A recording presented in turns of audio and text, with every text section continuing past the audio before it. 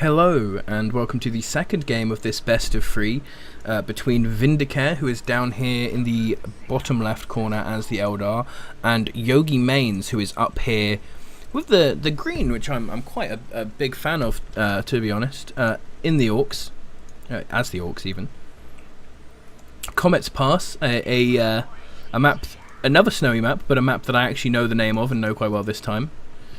And I'm very interested to see if Vindicare goes again for that Shadow Spectre composition, because it works if you can win fights in the kind of spectacular way he did, but I'm not sure you can always pull that off.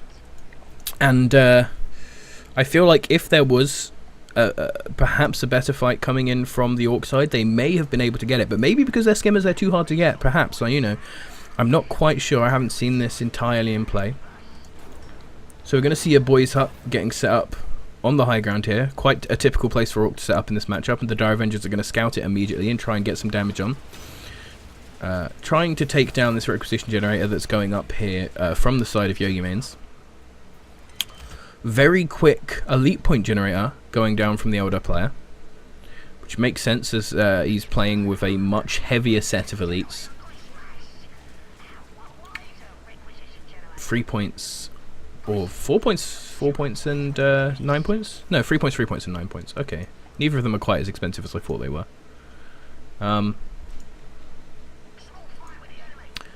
Yeah. Some fighting going on this side. But it's not going to be much. It's just going to be DoW Avengers running away from Orcs. And then once there are two squads of DoW Avengers here, the Orcs are going to run away from DoW Avengers. Going to get some nice amounts of damage on here, actually. DoW Avengers running away from Orcs this side, and this time there's some shooters helping out, although DoW Avengers will probably be fine. A lot of the early game conflict in this game is like this, you know, it's sort of, there's not too much to say about it because it's not going to go anywhere. Getting a bit of damage on the shield generator early on is quite nice, especially as Orcs who don't normally have the best time taking it down, and of course he's going to run through to take out this resource point. Requisition point going down. Not too big a deal on either side. Eldar going to try and do the same with some DoW Avengers on the other side. Orcs looking for what more they can get. They can just run in here and take out this Bone Swinger if they want, but they're likely going to try and take this point and then maybe see up here, and they'll see that there's quite an actually defended elite point generator over here, whereas on their side there is not. The elite point is quite bare. On this map, it is pretty much always a good idea to take these elite points because you have one each and they're on your side and people need to go quite hard to take it. This early on, literally just that listening post is enough to send these Orcs away, although they are going to now do some damage to another requisition point. And as much as it's not a huge deal because you get plenty of requisition, this is, you know, if you do want to rebuild that, that is taking down your power supply.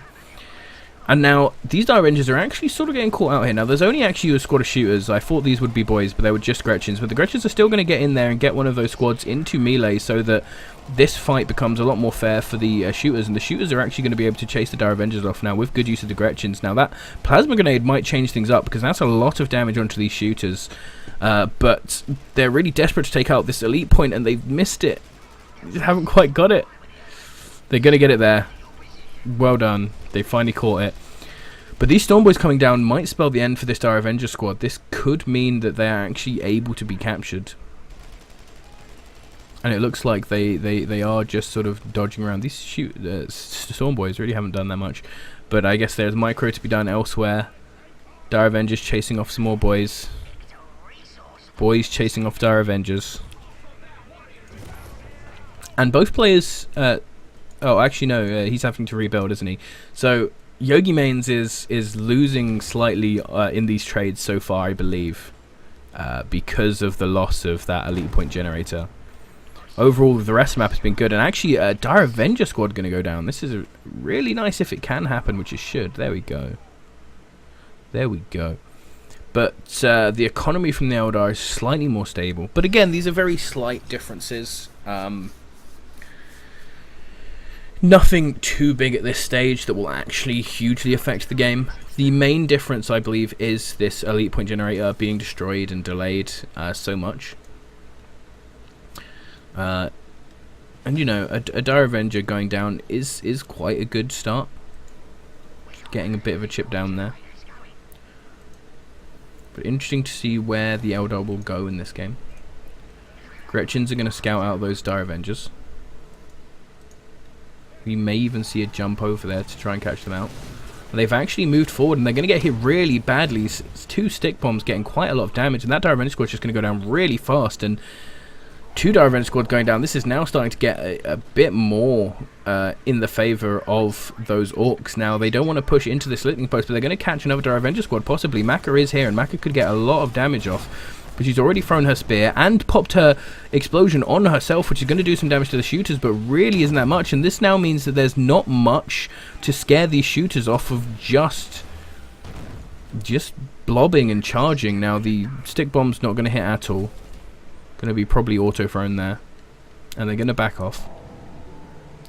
But the Eldar force is really taking hits at this point. There is 1 Dire Avenger actually on the field, with 1 going back to be healed, and Maka is coming in here and trying to do as much damage as possible. But she's going to get turned on here and is going to have to retreat. The Storm Boy's coming down here to chase away these Dire Avengers, who wasn't really going to do too much anyway, to be fair. Maka getting a good hit there, it looks, on some of those boys. Going to force them off. But she can't do any damage either. So there's now 1 Dire Avenger squad back, but now the other one has to leave again. The Eldar player is just sticking with trying to keep the Dire Avenger force strong at this point. Most of them sitting in his base. He hasn't moved up towards anything else. We can see that he's getting close to having the power. Both players are getting close to having the power to be able to move up in tech, which it looks like they may do. But Vindicare is looking like he's feeling like he needs to make something happen here, and he is going to take up 2 power generators, or 2 generators at least. Yeah, they are both power, and he thinks it's pretty good, but then he has shooters on the back, which are really looking quite scary for him. That could be some dead Orcs right there, and there's going to be some really good grenade hits on these Orcs at the back as more Orcs manage to come in from the side. This flank attempt here by Yogimanz didn't go incredibly well, but he is getting some damage done. He is still winning this fight, even though those boys are getting very close to death. Storm Boys are right up on the cliff, and they actually missed that Suicide Boy, which is a really, really bad start for them. Now, a big stasis there is going to try and set up for some more by the Eldar, but he's going to get knocked out of it. This Bone Singer doing her best to tie up some of the squads here. And all of these Orcs are so very weak, so very close to dead, and it looks like maybe 1 squad of boys will go down at the end. But he might be just far enough to get away. All of these squads are so low, and it's so frustrating that for Vindicare that he didn't manage to catch any of these. It looks like this one, oh no, will not go down. The War is scaring off Vindicare from pushing any further forward. He's actually going to move in. I really hope he leaves these 2 behind and doesn't actually push forward with them, but no, he's just going to go. Just going absolutely in. Bad grenade there. Jump from Storm Boys wasn't quite far enough. So the Eldar retreat has worked pretty well. Has pulled a lot of the units out of this, but that's going to be a really big hit on the Storm Boys. The Storm Boys having to run away now and getting taken out as they leave because they're so weak, but a big taunt there going to keep them in the fire for a bit, but there's just not enough damage. Most of these Storm Boys have been cleared out before the fight started. There are so many low health groups here that they're not really going to get much, but they are going to force off the Eldar, which might allow them to take out some of these buildings, which could be a nice little advantage here. They're going to go for this warrior portal before it manages to teleport away. Fist of Gork will clear that off, and they've now seen that there is also a webway gate in this which they will quickly destroy with some stick bombs, and they will pop back to get reinforcements. So overall, 1 engagement there from the Orcs, although it was very close to being a disaster all throughout that. Just not quite managing to catch the Eldar while they were on the retreat, and so really not going incredibly well. And very interesting that they're piling on some no pun intended. They're piling on some more defenses at this side of the map to make sure that it's less easy for the Eldar to manage to get through and get anything for free. They have the middle point, the side point, both have quite a nice set of defenses. A nice thing here that Yogimanz is doing, which is a tip for all of you, Orc players who might find it a little bit harder to succeed. The War does take a long time to cast, so casting at a War somewhere else and then sending your boys over there to join in with the War can be a really good phase to get a really good way to get a war set up better. I mean, I know he doesn't have a, well, he does have a war tower here, but that one was on cooldown. But just being able to do that, like setting up a war somewhere, can be a really nice way to not have your army just standing about while waiting for a war. Now they're going to end up running back over this way, and so they're not really going to get anything, it doesn't look like, but still, my point overall stands. So at this point now, we've moved into escalation phase 2. Let's check out what each of the sides are doing. We have the thing slightly bugged, but at least 4 war. There's one at the back there for the Orcs. So the Orcs are doing pretty well in this situation, while the Eldar are moving up to tier 2. Ronan going to come in to get some damage over here. Get really good double model shot there on one of those boys. And now the Orcs are still staying, they're clumping a bit there, but they're still staying decently spread. There's a taunt there which will hit those Dire Avengers quite well. Storm Boys are able to come back again, but they're taking a bit too much damage here. They've just lost all of those shooters on the back line, which just really cuts down their damage numbers, and they're going to lose this last squad of shooters as well. This is really not looking good for the Orcs right now. Although they're going to try and get some damage in here. A big Fist of Gork is actually going to hit quite well, it looks like, on one squad of Dire Avengers at least. But then the follow-up Suicide Boy, a really nice play there. It's going to pop one of these squads and much more even out the armies here. They're still not quite in favour of the Orcs, I don't think. But, and a big stasis there is going to allow the rest of this Elder army to try and chase off this weird boy. Although he's just going to absolutely pop the Dire Avengers as they try to push up to him. Ronan sneaking in behind, which is good. And once again, we are seeing this similar Shadow Spectres play. Now, the Weird Boy is going to teleport out, but that leaves these Knobs and Storm Boys in quite a bad position. The Storm Boys can attempt to jump out, but the Knobs are going to take a lot of damage on their retreat as these beams are allowed to power up.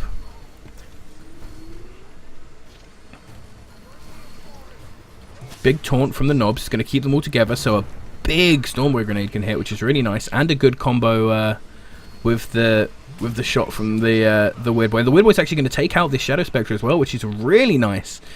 So the Shadow Spectre's there, they need so long to kill one of those Knob squads with the huge health total that they have that they actually just couldn't do anything before they got popped. Really nice setup there. Once Bone Singer sitting in the back this time, quite sneakily. Both players are just having their elite point generators. A lot of times in this matchup, people sort of think, you know, it's such a risk to take the elite point generator. They just end up both sitting at the back, just nice and safe. So this may be the game where we start to see some higher level heroes come out. Now, Eldar has actually already gotten out both of their early game heroes, and they have 2 points towards their 9-point hero. Whereas the Orcs have 1 point left until they get Gorguts, and once they get Gorguts, they will have an advantage until that last hero gets out. Now, there's actually some sneakiness going on in the back here by Vindicare, but it has been noticed by the Orcs by the looks of it, so it's not actually going to manage to get anything out, it seems.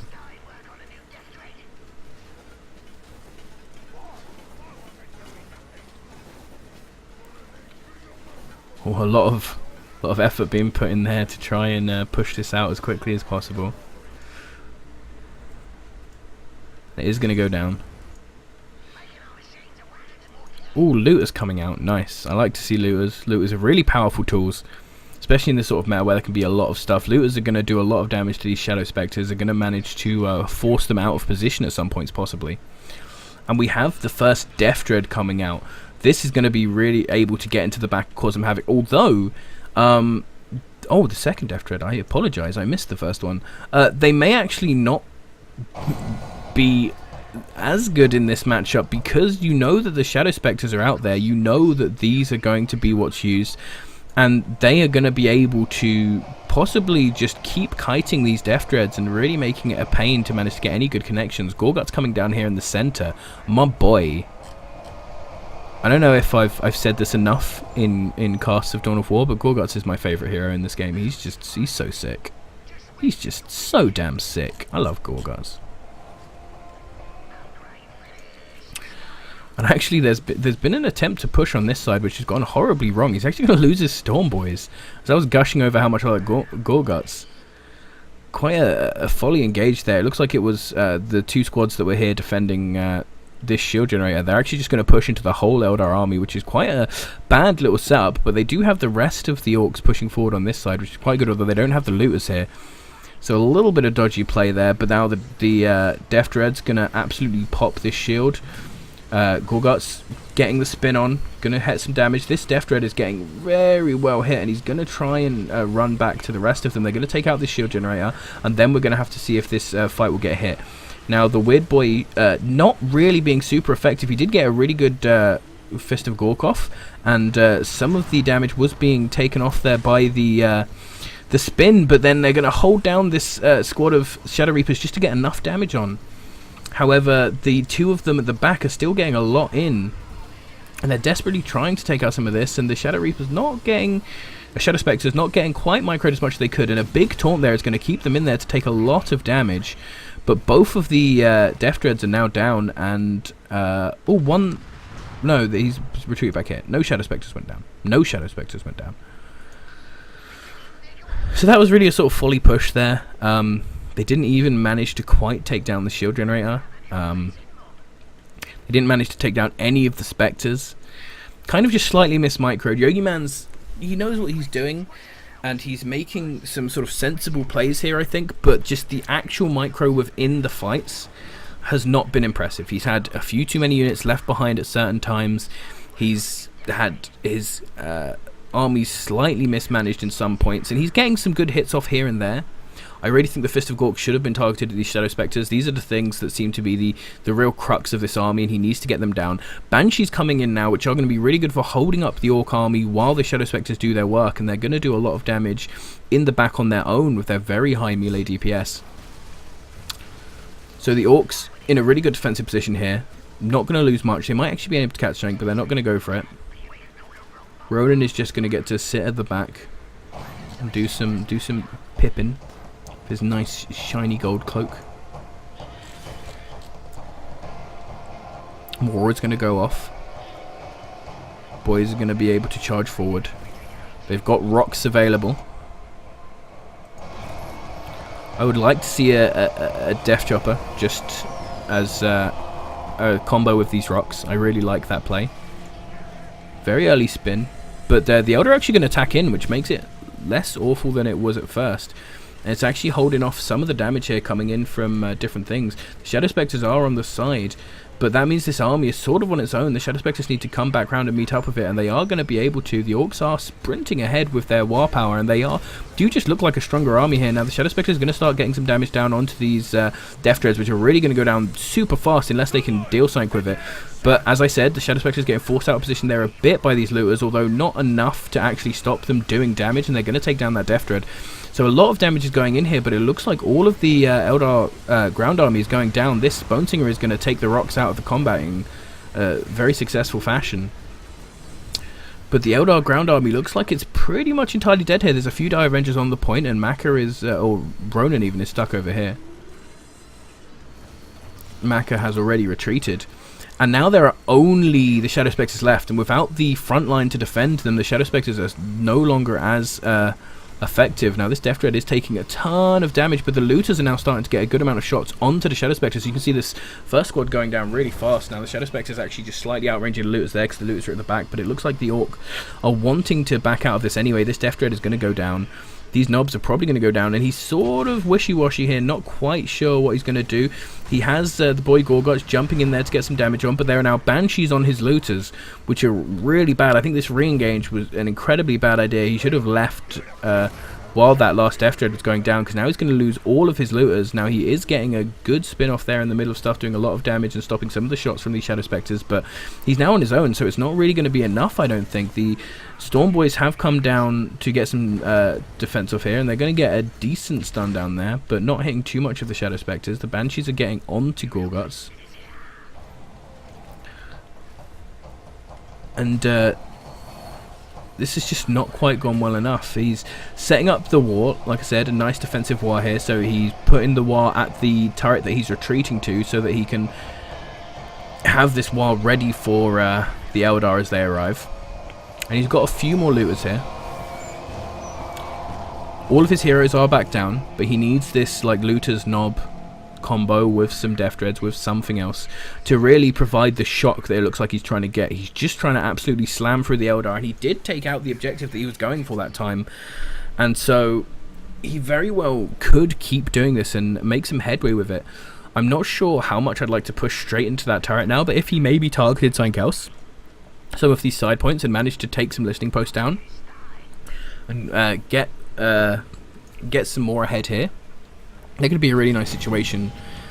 Dawn of War is definitely a game where you can afford to lose armies if you are getting something for it, if you are pushing towards a victory, if you are slowly chipping that down.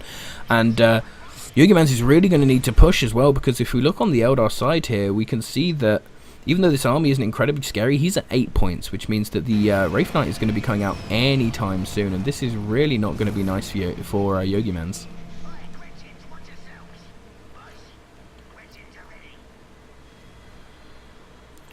Rolling in here with this big army though. If he can get a good engagement here, this could be really nice. Shadow Spectres are going to be running back. More armor-piercing damage in the form of these Wraith Guard here. But they're actually caught out in quite a bad position. These Banshee need to get on the Looters, but there are so many Looters now. The Looters are actually quite nicely split. Absolutely chewing through these Banshee. I think all of the Banshee are already gone. Now that's a decent Plasma Grenade coming in at the top, and a good Fist of Mork in retaliation against that. Mac is just getting absolutely shredded, and there are just so many Looters. And these Looters are just absolutely shredding everything the Eldar have. Now this is, you know, a good story of damage comps. There was so much armor-piercing damage on the side of the Eldar that, sure, you know, they chewed through one of these Death Dreads really fast, but the Looters just chewed through everything they have, and now they only have these Shadow Spectres. Now, retreating for another war, I guess. I'm not quite sure, but I assume that is what he's back here for. And then this could be the last push here. Like, this is going to be his last chance for a push. And the Wraith Knight comes down. It's really good that he got that advantage right there just before the Wraith Guard came down, so he actually has more of a chance to fight this. But it's now going to be this huge Orc army versus this Wraith Guard, which is going to be quite painful. And suddenly, as I was talking about how much I liked his army composition, suddenly these Looters are going to be a little less effective because he now has the Wraith Lord to go up against. Oh, I didn't realise I had such a large minimap reticule on that. So he's now seen that the Wraith Knight is here, and the Wraith Knight is trying to jump onto the back of his army here, and they're going to do some damage to some of these Looters here. Moving up here because the Shadow Spectres were trying to do some backdoor action. The Wraith Knight is now actually out on his own though, and he's going to start getting surrounded by Orcs, so they're going to start really trying to do some damage here. Getting the taunt off, getting into melee combat with it is a really nice start. Death Dread's coming in from each side. He has a ton of Looters just putting in damage on there. There are some Wraith Blades coming in. Some of this damage is getting defended here though by the spin. The Wraith Blades are just going to get absolutely shredded. Wraith Blades, and you saw this with the Banshees, like the problem with getting into melee on this army is you get into melee, you just get shredded. You can't hold up all of these Looters at once. And the Orc army is now going to push in on this turret. This is going to be a huge make or break fight here. If they lose this, the Wraith Lord is just going to be able to come around and absolutely destroy anything. There is some stasis going down here on some units at the front.